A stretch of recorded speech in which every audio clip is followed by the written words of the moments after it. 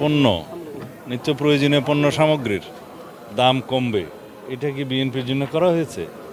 এটা সারা বাংলাদেশের তৃণমূল পর্যায়ের সমস্ত নিম্নবিত্ত মধ্যবিত্তের সাধারণ জনগণের চাহিদা যে প্রত্যেকটি নিত্য প্রয়োজনীয় পণ্য সামগ্রীর মূল্য কমবে। তো এই বাজেট কি গণমুখী না? দরিদ্রমুখী বাজেট না? জনপ্রত্যাশা অনুযায়ী বাজেট না? অবশ্যই। আর যে সমস্ত অঙ্গীকার আমাদের ছিল তারুণ্যের জন্য এবং উদ্যোক্তা সৃষ্টির জন্য, তরুণ প্রজন্মের চাহিদা মেটানোর জন্য, সেই সমস্ত বিষয়গুলো আমরা তুলে ধরেছি সেখানে। এই বাজেটে আয় মানে রাজস্ব আয় যেভাবে কমানো হয়েছে, আবার রাজস্ব আয়ের পরিধি অনেক বৃদ্ধি করা হয়েছে। তার মধ্য দিয়ে রাজস্ব আয় বৃদ্ধি পাবে।